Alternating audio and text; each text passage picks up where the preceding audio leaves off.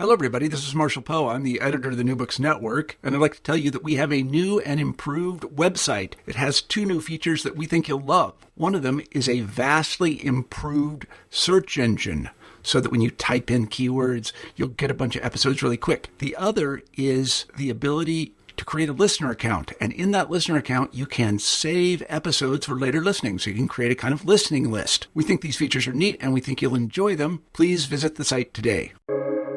Welcome to the New Books Network. Hello and welcome back to New Books in Hindu Studies. I have the pleasure today of speaking with Kenneth Valpey, who is a research fellow at the Oxford Centre of Hindu Studies and also at the Oxford Centre of Animal Ethics. Hello, Kenneth. How are you? Hello, Raj. I'm quite well. Now, for those listening to our podcast in the timeless time of the present moment, we are actually separated by a number of time zones, are we not? I am currently on Eastern time. It's 8 a.m. in Toronto here, and you are where and when? I am in Eastern India, in a rural area north of Calcutta. And it's probably dusk there. It is. It's already dark. Yeah. Dawn in Toronto, dusk in rural India. And for our listeners, whatever time they happen to be listening to this. So we're talking today about an interesting book called Cow Care in Hindu Animal Ethics. Before we talk about the actual book, I want to make note that the book is available to any of you listening immediately via open access. There is a link in the description of the podcast whereby you will be able to download the book. You want to say a little bit about open access and why you made that decision and what you think about that? That may be an interesting way to start. Okay. When I saw this option offered by the publisher is Palgrave Macmillan, which is a subsidiary of Springer Nature, which is a very, very large international academic publisher.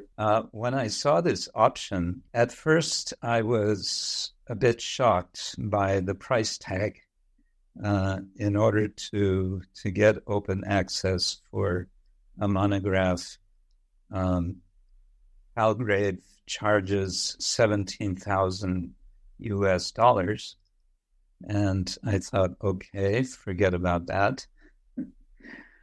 But the more I thought about it, the more I had a desire that the book be available, that if I'm going to the trouble to research and write this book, I just want as many people as possible who would be interested to read it, to be able to read it. And that means people who may not be academics, as well as academics and so on. And of course, this sort of academic monograph at the regular hardbound price would be probably somewhere around $100, which makes it very restricted. So talking with friends, talking with colleagues, the more I was encouraged that with some determined effort, I could do the fundraising. So I did basically a kind of crowdfunding, but it was quite targeted to people I know, and it became successful. The whole idea, of course, is open access is to make knowledge available to everyone without the restrictions that are there otherwise. And I'm just inspired to be part of that, to participate in that model of knowledge dissemination. There's certainly a transformation afoot, a number of transformations, I think, not least of which, in my case, for the ways in which young scholars function as scholars, whether they're at institutions or not. But certainly there's a transformation afoot in terms of publishing. And initially, I think pejoratively, the idea of open access, a colleague recommended it a couple of years ago, and I thought, no, let's not do that. And now the more I think about it, the more sure I am that this colleague and I will be putting together a collected volume that will be published open access. So, for example, in my case, I have a book out and a forthcoming one, both with Routledge. Excellent publishers. I had a fantastic experience, very pricey. Yes. And so certainly the university libraries will have no trouble procuring the book for research purposes, but certainly an interested student would not go and purchase it necessarily. And so there's much to be said about open access. And as far as I recall, this is the first open access book that I'm covering. So there you go. So enough about open access. That's the distinction. And another distinction, the first of 2020 officially. And so here we are in a brave new world. Tell us about cow care and Hindu animal ethics. What is this book about? Well, it's pretty much described in the title. The broad theme is animal ethics. Excuse me, and this is also the title of the book series in which this title is found. It's the Palgrave Macmillan Animal Ethics book series, which has at present 37 titles, including mine. And then the editor of this series, Andrew Lindsay, who I know personally, invited me to write a book on the subject of Hinduism and animal ethics. And he encouraged me very strongly. And the more I thought about it, I thought, okay, what will be particularly interesting from many perspectives will be the issue of cows. And what I'm calling cow care is, you could say, a translation of a somewhat traditional term, go seva, as a Sanskrit term, where seva is sometimes translated as service, but it has more of a sense of attending and caring for, with here the implication being caring for them throughout their natural lives. And so I'm focusing on cows to open up the broader subject of animal ethics through the lens, you could say, of traditional Hindu thought. And what I mean by traditional is specifically the currents, what I call paradigms of Dharma, yoga, and bhakti. And what I'm trying to do is to bring these into conversation with contemporary animal ethics discourse, in particular animal rights, and then sort of on the side, the idea of animal welfare. And then more specifically, what has since recent times been called the ethics of care. So what do you look at as evidence? What is you mentioned a Sanskrit term, and you do talk also about Sanskrit texts in the book, but tell us a little bit about your methods or your data, or what are you looking at for your book? Yeah. I'm ranging rather widely. I'm starting in the first chapter with a kind of literary overview of texts, going back to the Rig Veda, and then coming up through later texts, the Puranas, specifically the Bhagavata Purana, and into some pre-modern and modern Hindi texts. It's a kind of whirlwind tour in order to see what patterns are there in what I call the Hindu imaginaire of cows as somehow special animals. That's the first chapter. The second chapter is modern history, beginning with the late 19th century, looking very briefly at what comes to be called the cow protection movement, and then introducing important figures, starting with Dayanand Saraswati, then Mohandas Gandhi, Mahatma Gandhi, then as a kind of counter voice, B.R. Ambedkar. And then I end with A.C. Bhaktivedanta Swami Prabhupada, who is the founder of what's popularly known as the Hare Krishna movement. Then that's one half of the second chapter. And then I go back into earlier texts to consider the modern controversy over to what extent, if at all, animal sacrifice has been performed according to earlier texts. So that controversy I deal with, especially looking at the Manusmriti. In the third chapter, I move into the present day situation in India. And for this, I did a bit of ethnography, despite my lack of training in ethnography. I had traveled here in India, especially North India and Western India, and I visited cow sanctuaries or goshalas and interviewed people who are engaged in these practices of what I'm calling cow care. I then move into what I would say is the heart of my book, where I'm discussing ethics. And for that, again, I'm going back to older texts, but I'm also referring to contemporary Western discourse.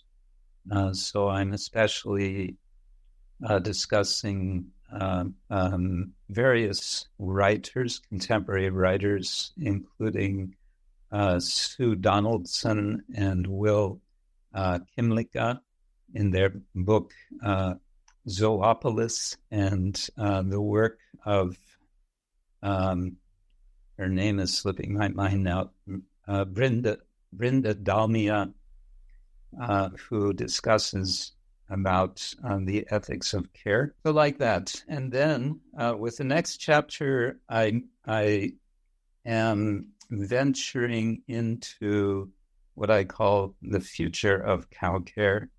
And for this, I'm looking specifically at two, what I call anticipatory communities. One of them is right here where I am presently, north of Calcutta, at the quite large community of ISKCON, the International Society for Krishna Consciousness, where they have a goshala of some 350 cows.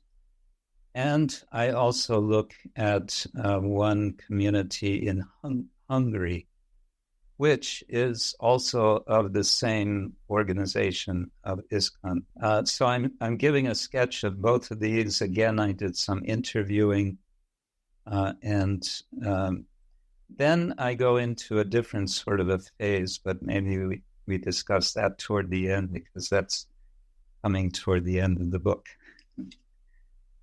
So just to underscore for our listeners, there's a wide array of methods and data here where Kenneth is first looking at ancient classical Sanskritic texts to ascertain what he calls the Hindu imaginaire, before moving on to doing the early history of modern Hinduism, essentially looking at some key thinkers and their writings, and then venturing off into doing some ethnographic work with people who are alive in the body right now, related to modern movements on the globe, and what we may call modern Hinduism, or even new religious movements or social activism. So this is obviously a huge range.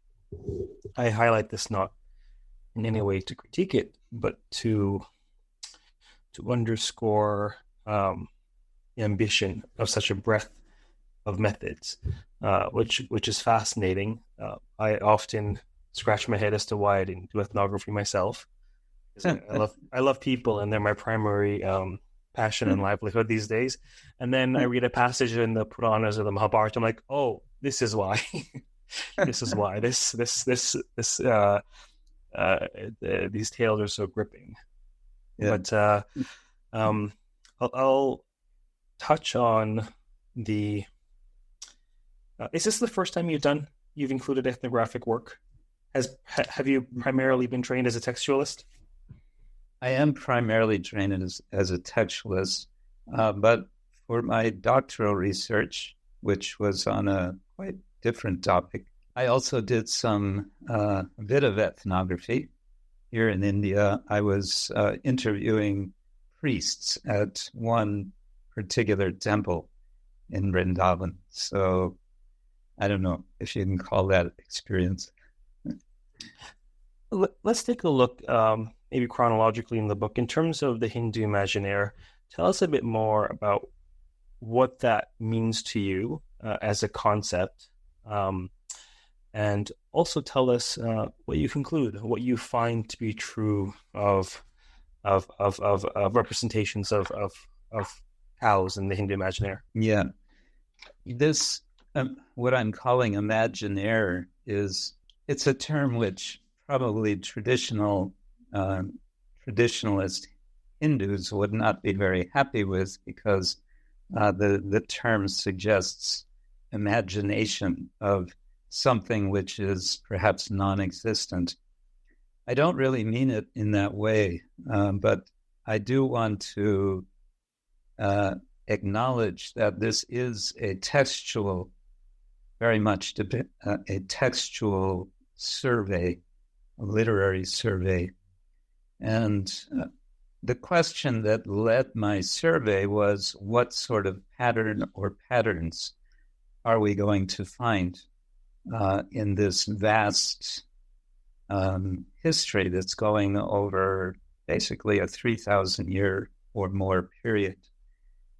Is there going to be a consistent pattern or not? This is perhaps possibly because there are those who will say that this idea of cow protection, the cow protection movement, is a completely modern development. And something of my motivation is perhaps to question that. There does seem to be a long-term stream, and although it's certainly with varied interpretation over time, I think there is also consistency.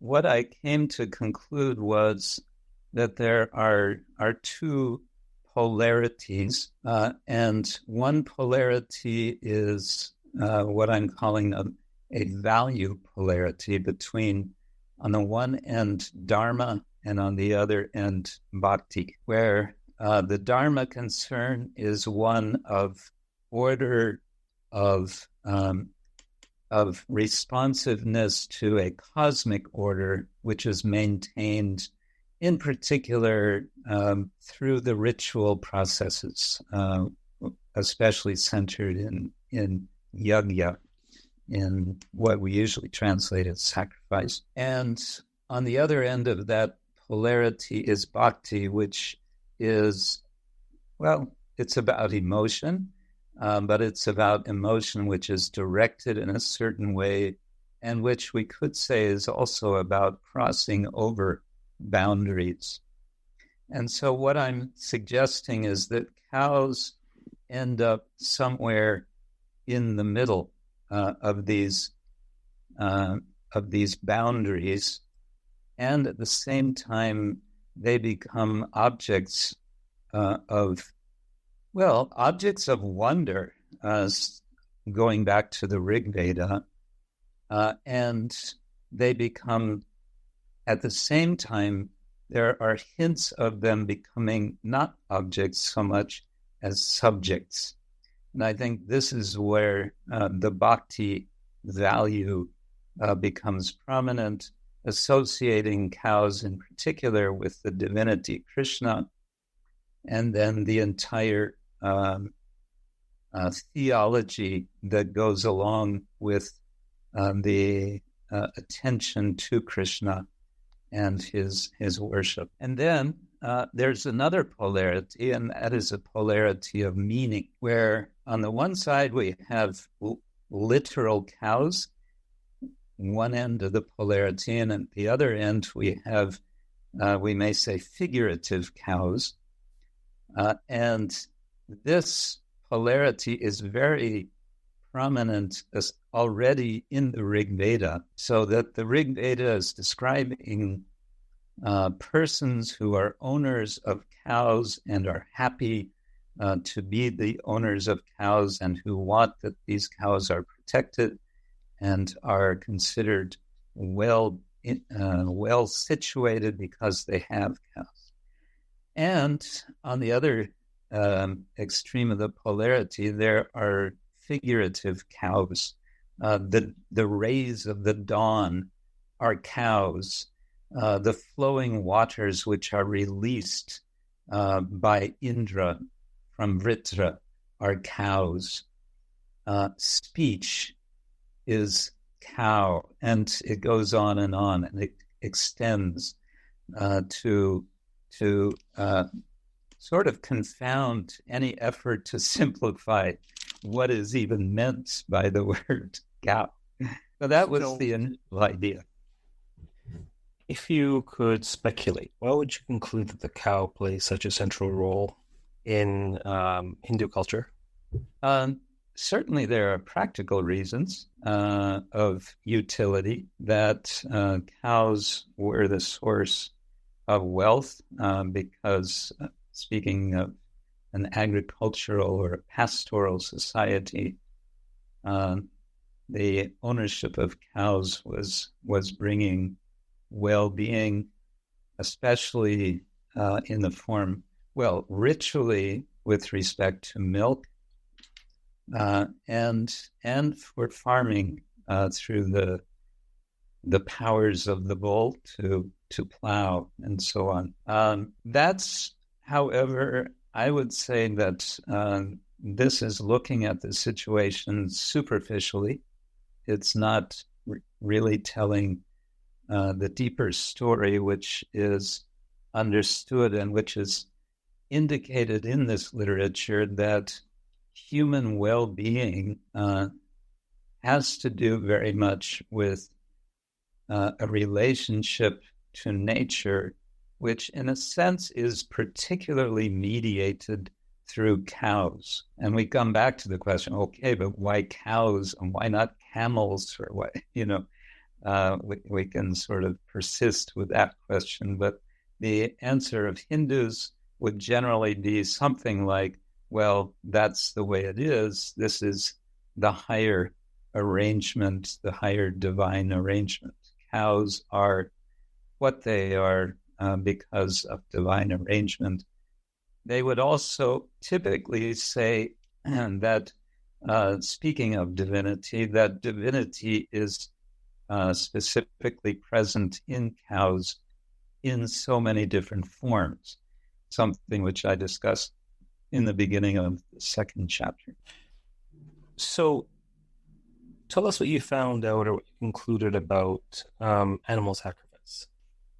Animal sacrifice was no doubt practiced. It has been practiced over the centuries. Up to recent times, there are references to it in Jaipur area in the 18th century of the Common Era. And we hear reports of different kinds of sacrifice going on at the present time. This sort of grand rituals that were performed according to the texts in ancient times, I would say there's no reason to believe that they did not happen. How often they would have happened is certainly difficult to ascertain, but there's no reason to believe that they would not have happened. What we find in a somewhat later text, the Dharma Shastra, in particular Manusmriti, is an interesting mix of positions. First of all, it acknowledges very much that rituals of animal sacrifice are going on, and it's approving of such performances, rituals, in the sense that it's saying, if you want to be following Dharma with respect to the killing of animals, then you have no choice but to do so in the ritual context of the formal sacrifice. And if you do otherwise, you risk very serious karmic reactions, we may say. So certainly these activities were going on, and at the same time there was an increased sense that this is somehow not ideal, perhaps that it is excessive, perhaps that it should be stopped altogether, but never is it said that the Vedic injunctions should be rejected. They may be substituted when injunction is there to sacrifice an animal. There may be substitution with non-animal substance, with ghee, with grain, and so on. But it's never. The Veda is always sacrosanct. It's always something which is somehow non-negotiable. So, in setting the stage, talking about cows in the Hindu imaginaire, and certainly why they're significant for the culture, and even in the context of religious sacrifice, tell us about these Hindu figures, these voices that you weave into your work. Gandhi's, Dayananda Saraswati, Ambedkar. What are they saying, and why is it important for your work? Yes. First, Dayananda Saraswati from the late 19th century. He is better known for his founding of the Arya Samaj, wrote a 15-page tract on cow protection. And I'm introducing him because it seems that this tract was highly influential, going beyond the sphere of his own followers of the Arya Samaj. And it seems to have set in motion something of a chain reaction of organizations being established for cow protection. So he very much marks, in a way, the beginning of this modern movement that becomes the cow protection movement. Gandhi is interesting because although he is especially celebrated and known for his emphasis on ahimsa, nonviolence with respect to political action and activism, in his writings, I would argue that he did not separate this from what he considered part of the same activity of nonviolence, which was to be nonviolent with respect to animals, and in particular cows. Now, both Gandhi and Dayananda Saraswati identified their concern for cows with Hinduism.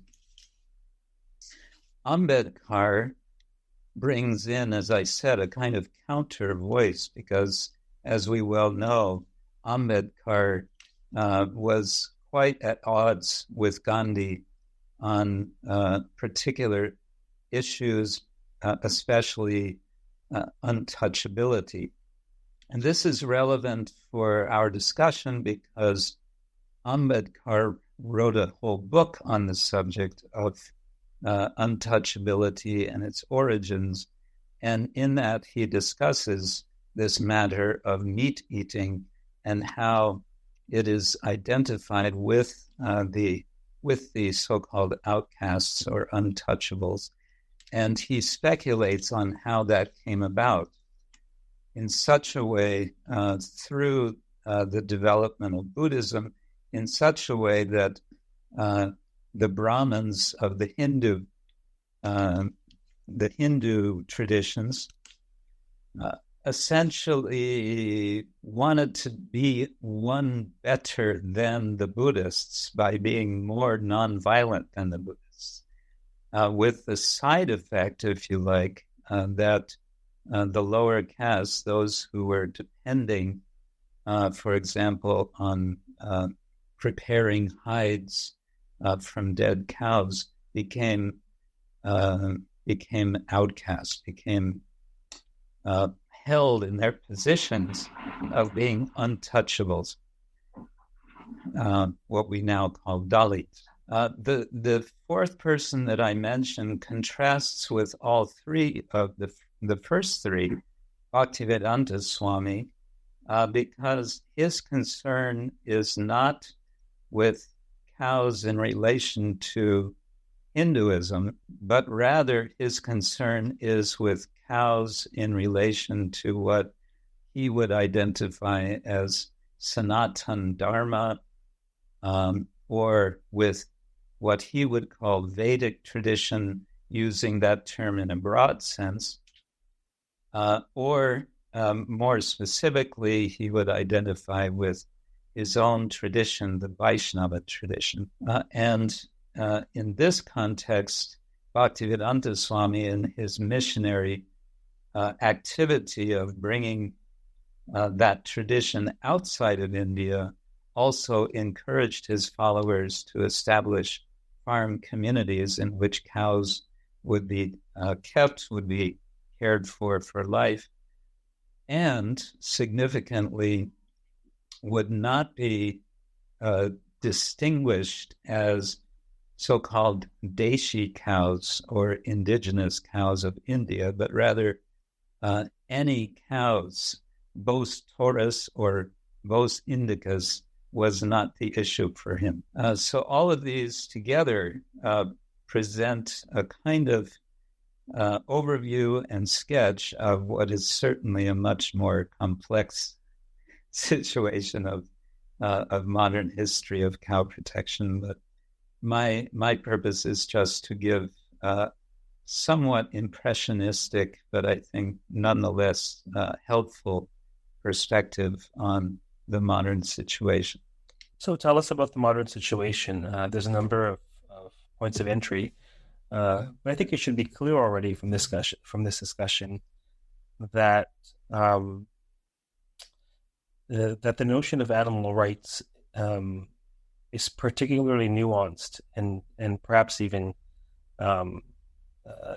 it's very different in this case. This isn't just a situation of the way in which we think of animal rights in the West. Would you agree with that? Yes, animal rights has been promoted in the West based on ethical thinking that goes back to, the Enlightenment, where the kind of reasoning that goes into the rights understanding, I would say, is very legalistic. It's a very legalistic approach, which, you can also trace back to ethics. Well, it's a response to Aristotle, ultimately, where Aristotle did not think that animals had any rights.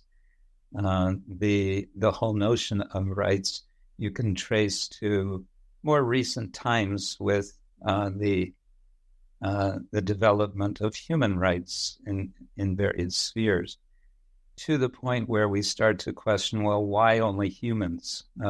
Why not also animals? Since animals are sentient beings. The granting of moral status to animals is a key idea here. So I don't want to say that animal rights discourse in India is completely divorced from that. I don't think we can make a sharp separation because animal ethics discourse in India has been also very much influenced by Western thought because of India being very much involved with European discourse since the last 200 years. So tell us about the case studies. Tell us about the ethnographic work. What have you discovered? As I said, I met with various people who are involved with, in particular, I visited people who are managers of what are called goshalas. Goshala means essentially a shelter or a sanctuary for cows. And the questions I had were, on the one side, practical questions, what's involved in the management, and in particular, what's involved in the economics of these institutions, how are they supported, and so on.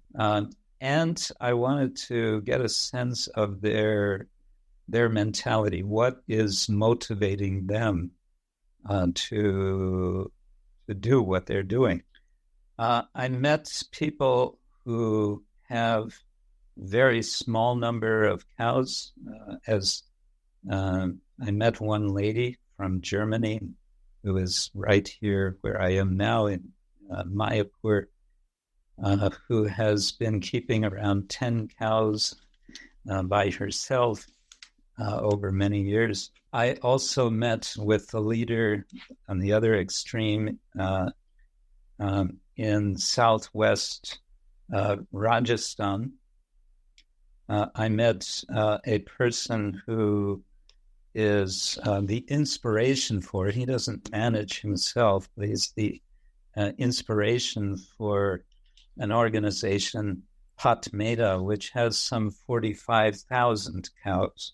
And then I met also near Delhi one manager who is a retired brigadier general, a manager of a NGO combination with, it's called a PPP, public-private, institution, which has some 3,000 cows. So a wide range of numbers of cows. Many of these places are rescue operations. And this is interesting because it shows let's say, the disconnect that's happening very much in India as a result of its very fast modernization, industrialization, and so on. That we see so many cows wandering the streets, and because now there's a rapid increase in the number of cars, the amount of traffic on the roads, more and more of these cows get injured. Although there is a tradition in India of respecting cows and being careful not to harm them, it seems that people are becoming more and more careless.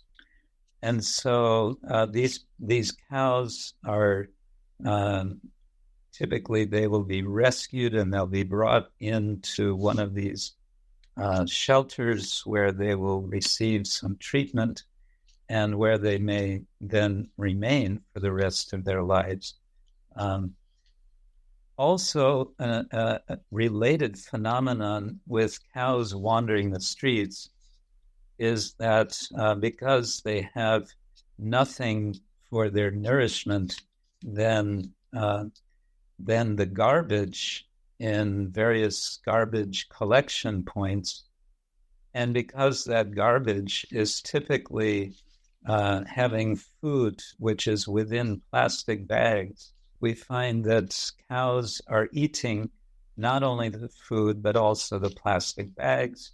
And what is that doing? It's going into their stomachs, and eventually it's killing them.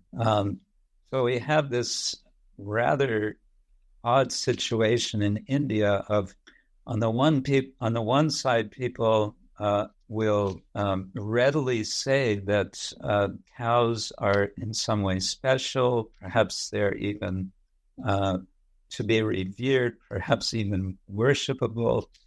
And on the other side, we see so many cows are neglected. They don't seem to be prized at all, but quite the opposite. The Goshalas are an attempt to respond to that. And I have to say, this is as I see it, a stopgap effort. It's not really addressing the bigger issue. In the early 1970s, there was a major push in India by the central government to develop the dairy industry. And this effort was extremely successful. By the 1990s, India was measured as having the largest dairy industry in the world. Now, this was, of course, very good for the dairy industry and for the owners of the cows giving the milk. But if we then ask, so what happens to those cows when they are giving less milk and then giving no milk? And of course, the answer is they will be sold for slaughter. And so what I suggest in this book is that we have to see the dairy industry as an extension of the meat and leather industry. And as it turns out, the meat and leather industry are substantial industries in India. And this is, again, somewhat, I would say, an anomaly for India. Speaking with these people, I was very much struck by their dedication, their conviction that to care for cows is a special kind of responsibility, a duty of human beings. Some of them at times would wax poetic and very devotional about the need for dedication for their care. And also, I found it interesting the sorts of benefits that they would speak of having cares beyond the more physical benefits that are usually referred to, having the milk, and also much is spoken of the cow dung as being particularly valuable for regenerating soil. Beyond these values, they spoke of what I call intangible values or intangible benefits. Simply having cows is bringing human well-being. It's bringing peacefulness. It's bringing balanced life. It's bringing economic balance as a kind of side effect. So these sorts of ideas were very much expressed. So in terms of these officials and these cow care projects, would you say that they were motivated by what you would call Hindu piety? To what extent would you say that's the case? That their prime motivation is inextricable from their conception of being a Hindu, or even latching on to what you mentioned as resonating with the Hindu imaginaire? Yes, there's certainly a lot of identification with being Hindu. And this is something that I am concerned about in the book, is what is their understanding of being Hindu?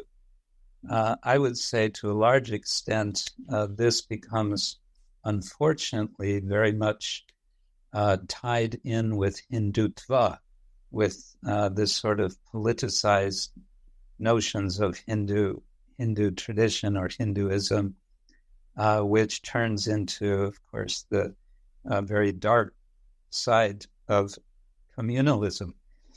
And indeed, they would often say that when we speak of cows, we mean Deshi cows, we mean Indian cows. I came across a video of a speech of one very senior government official pronouncing this publicly, almost exactly in these words. When we mean cows, we mean Deshi cows, and we don't care what happens to your Western so-called cows. This, I think, is a misunderstanding. Who am I to say as an outsider? But I will say anyway that I find this a misunderstanding of the tradition itself. If we go back to the Bhagavad Gita, which Hindus will certainly identify with, which of course never uses the word Hindu, what we find is what's being celebrated is a vision of equality in which all beings, whether cow or elephant or dog or so-called dog eater or Brahmin, all are seen by the Samadarshan, by the person who sees equally. So, yes, they do identify very much with being Hindu to a large extent. There are exceptions, but there is that tendency today in India to make that identification. Hindu, someone who cares for cows is a Hindu. Someone who is Hindu cares for cows, something like that. So if we can bracket off for a moment, perhaps some of the more extreme tendencies of, only Deshi cows are of value. Would you say then? How do I phrase the question? So it really is only the cow among all creatures in India that could elicit this sort of care, veneration even. Would you say that is the case? Well, I don't think we can make absolutes like that. We have people who are extremely concerned about other animals.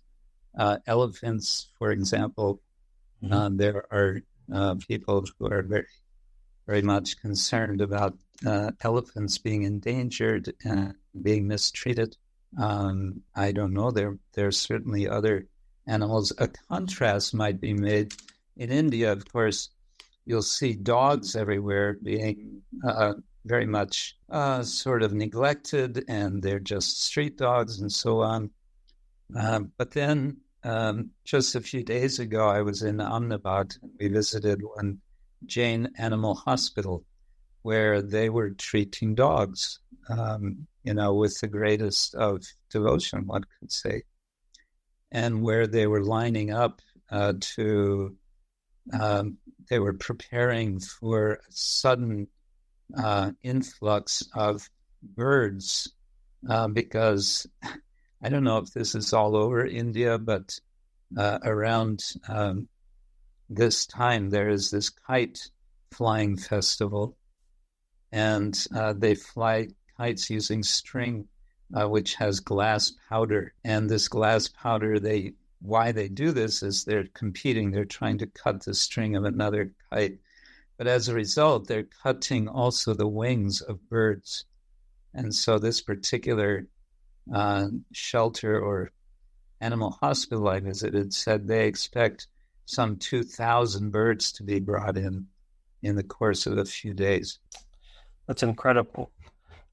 What would you hope?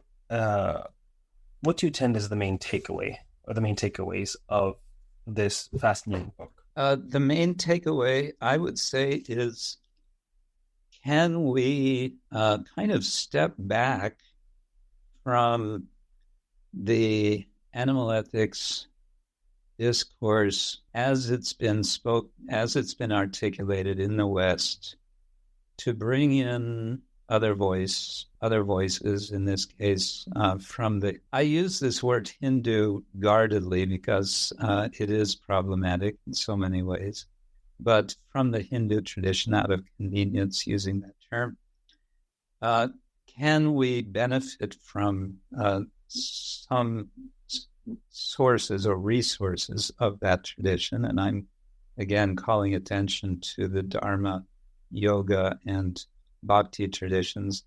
And specifically, what I want to suggest the contribution of these might be is a metaphysics to undergird or to serve in some sort of foundational way to our concern that animals' sentience is being